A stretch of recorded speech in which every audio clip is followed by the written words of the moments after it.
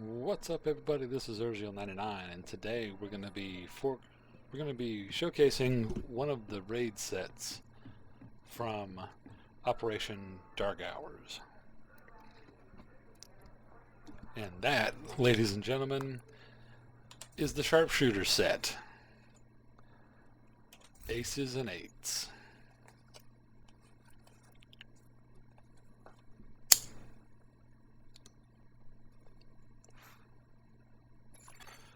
Agent in All need of backup.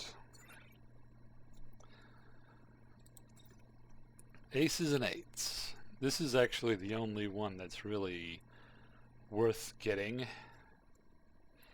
and you can get individual pieces or the blueprints to make the pieces by killing the 4 bosses in the raid. Alright, as you can see, 20% weapon handling with 2 pieces, 20% accuracy, plus 10% marksman rifle damage with 3 and 4 respectively. And here's where it gets crazy. Dead Man's Hand. Flip a card by shooting an enemy with your marksman rifle. That's why I have an SVD equipped, because it's a semi-auto marksman rifle as opposed to one of the regular rifles. If you get a headshot, you flip 2 cards instead of 1. Full House increases magazine size by 100%. That is the base magazine size. So you can actually, so like this SVD will have 21 rounds when it's reloaded with 1 in the chamber during this effect. 4 of a Kind is a 30% bonus to armor. So it's 30% of your maximum. So this character would get, 60,000 armor, roughly.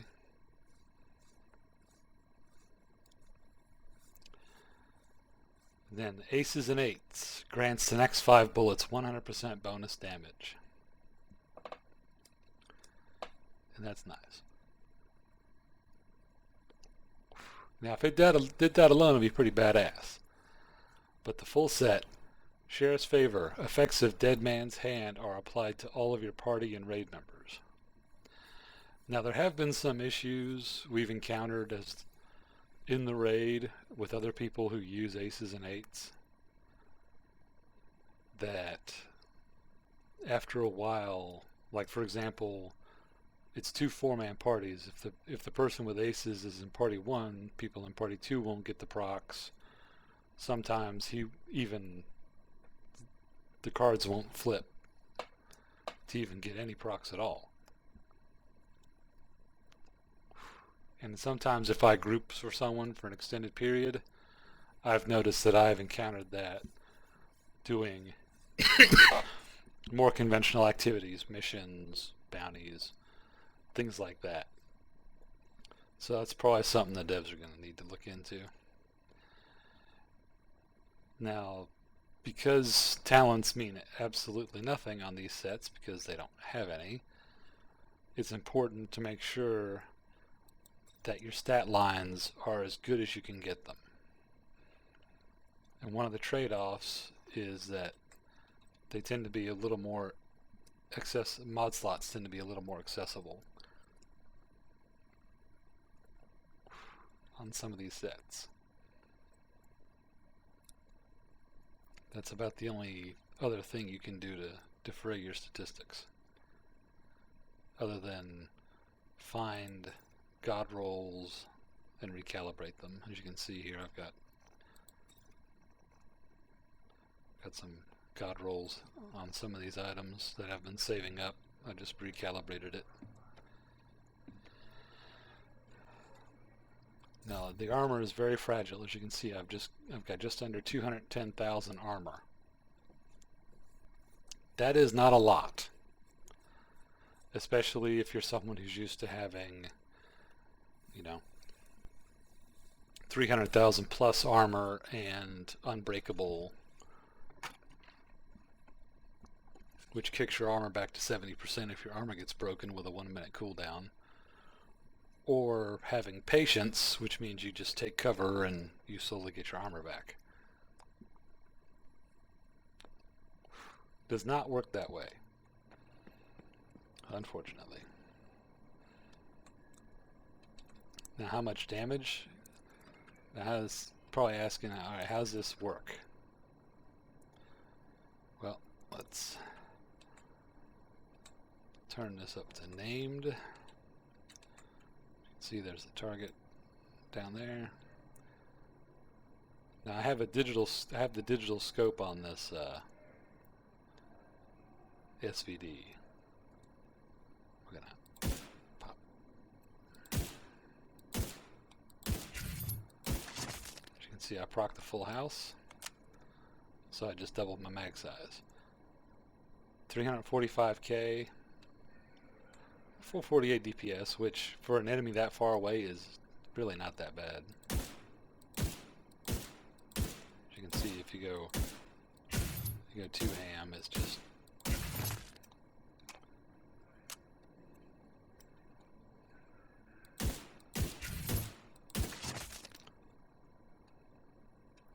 a little bit better.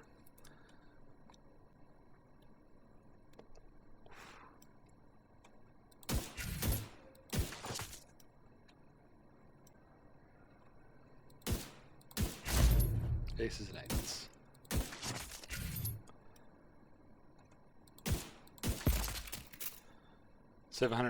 As you can see, 750k with aces and eights proc.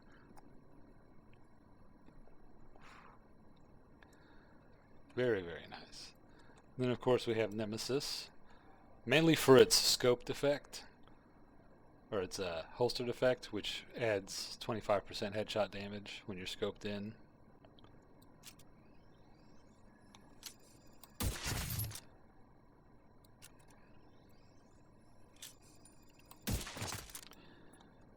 Yeah, that's 2.15 million damage per shot. Plus you still flip cards, since it's a marksman rifle. You do not flip cards with the signature weapon. However, the signature weapon is greatly improved over how it was before.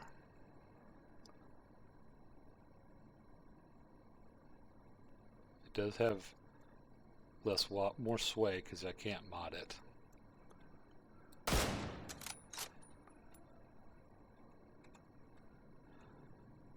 Big old spot right in the middle, but I somehow didn't damage it.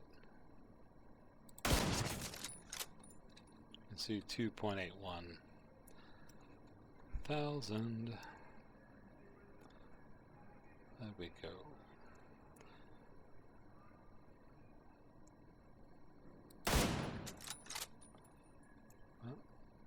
Oh, what is that?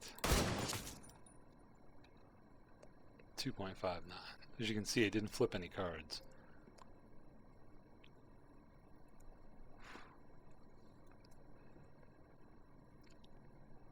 I tend to just break out the TAC 50 against in-game when I'm in the last room. I take down the boss, and then I just start popping elites.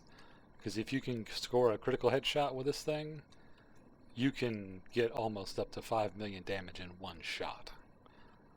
And I have one shot, you know, enemy elites that weren't the big armored bastards.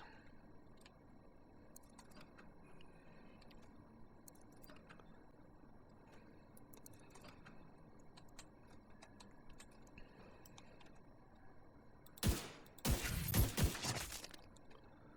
can see if they're close, and you can stay on target, 1.1 million DPS.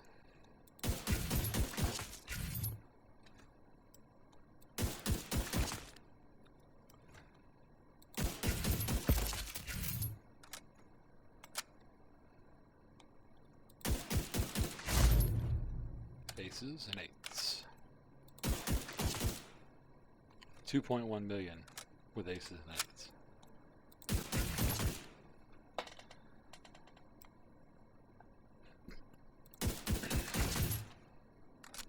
This is your ideal engagement range, because at this range there's almost no recoil.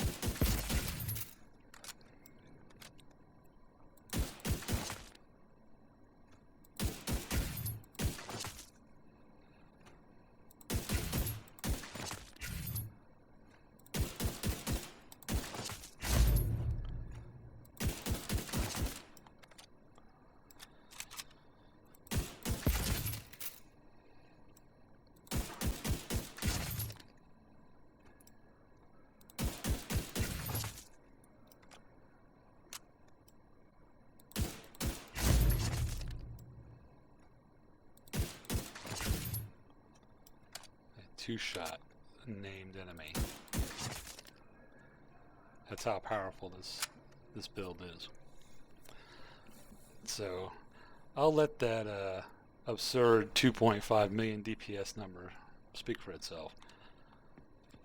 Of course, what you get in the range and what you get in the field aren't going to be quite the same, because, well, the enemies have the unmitigated gall to not stand still. Poor sports. That's what I call them.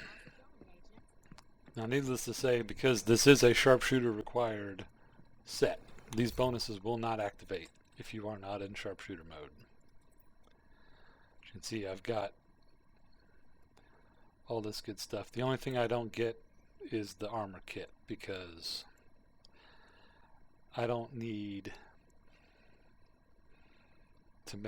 to have less armor when used when I already have Dick for armor. If I'm using an armor kit, it's because I'm about to get my ass whipped. And you can put talents on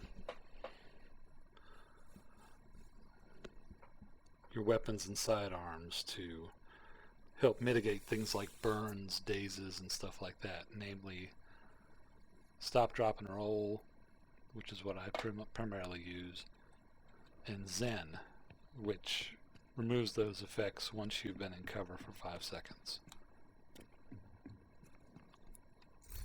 And ideally, you want your SVD to look like this Mark 20 SSR. Lucky shot. Missed shots from cover have a 25% chance to return to the magazine, so they can be shot again. And hopefully you'll hit next time and flip cards. Extra magazine, 20% capacity. This one has Zen, so this with the shotgun would be ideal. Unfortunately, while this is a marksman rifle, it doesn't have as good a recoil property, and it doesn't do quite as much damage as the Dragunov. So, and unfortunately you can't craft the SVDs. As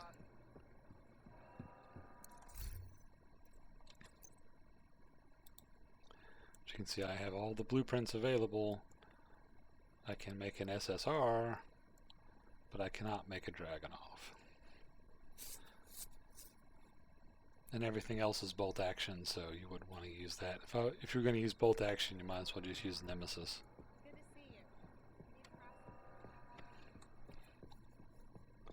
Because Nemesis is also very powerful if you get a headshot crit.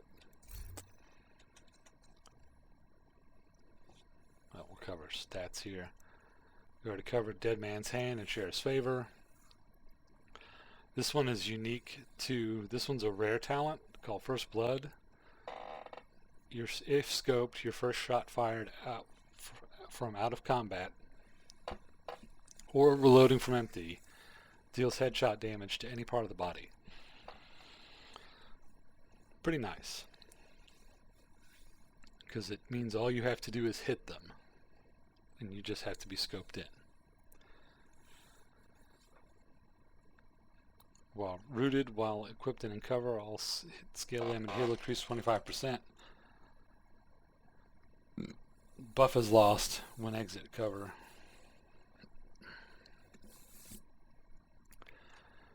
So this is actually pretty handy if you're going to use a Chem healer on yourself.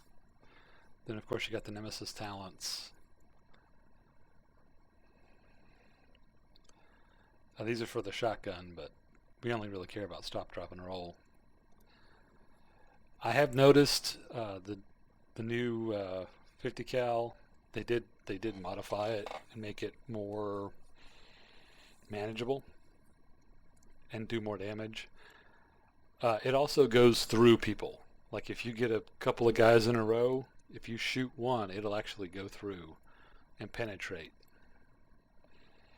which is pretty nice. But overall, that's the Aces build. It can win damage fights if you're lucky, but the main benefit it brings is all the buffs it gives to the party. Especially when you've got the double magazines. That means your AR guys will spend less downtime reloading. Same with your MG guys. 30% armor for 10 seconds is a big boon to anyone. And then of course the Aces and Eights itself. 100% damage on your next 5 shots. I mean, more damage is more damage, and that's always good. But tell me what you think in the comments. As far as I'm concerned, this is the only one of the sets that actually has viability. I got blueprints and stuff for the other ones here, like Tip of the Spear, Pulse Skill Power, Cooldown Reduction, and Protection from Elites. Bolts now pulse for 9 meters. Okay. Killing an enemy triggers a small pulse from their location. Party raid members deal 20% extra damage to pulse targets. This would be okay in a mission.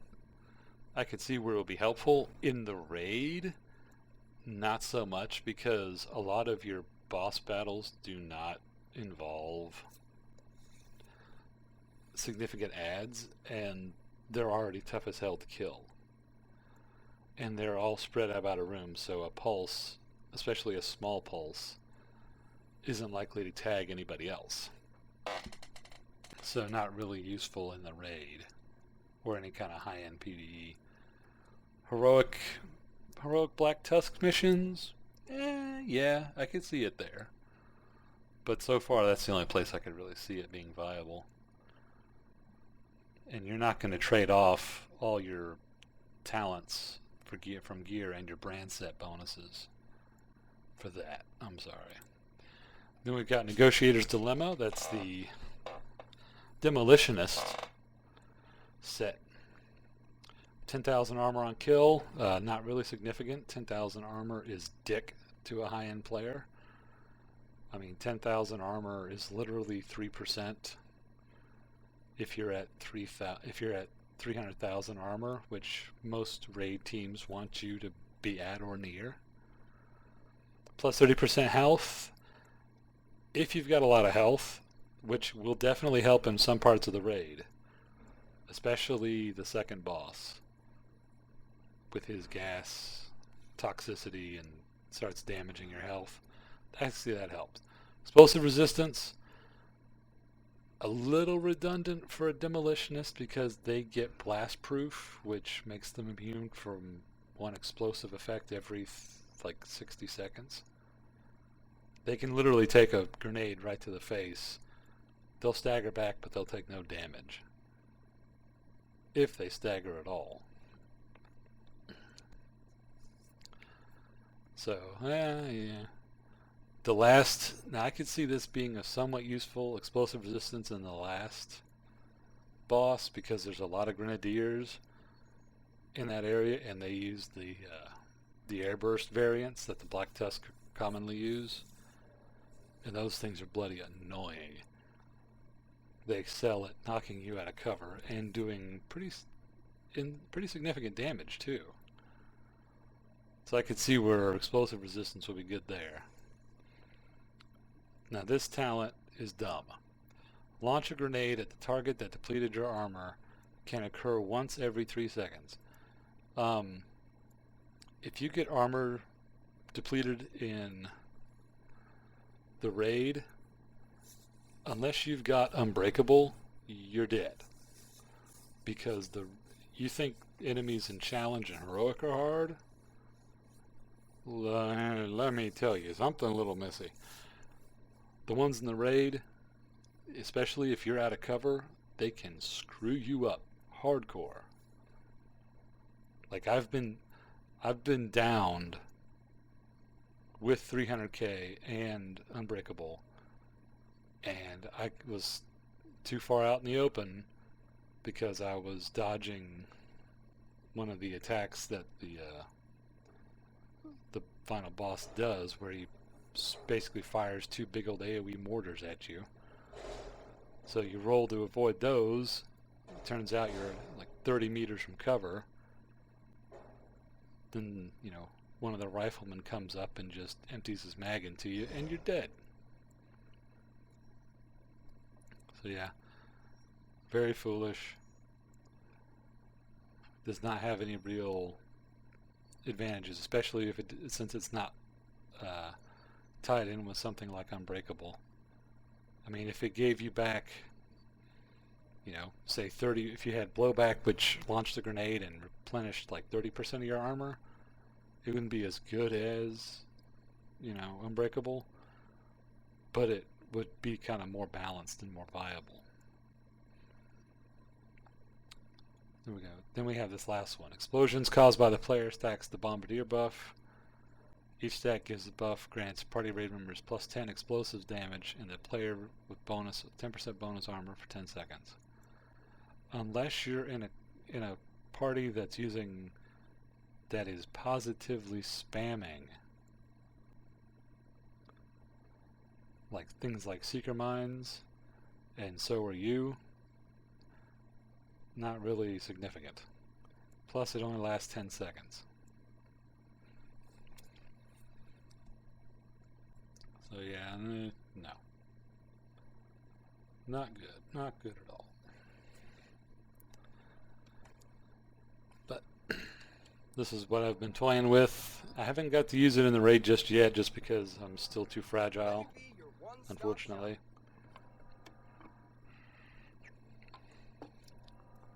I have my AR build that I use when we raid, but we've got like 3 other guys who have aces and 8s, so we usually have pretty good coverage options. Incoming backup request. But that'll do it for this episode. I'm Merging 99. I'll see you next time.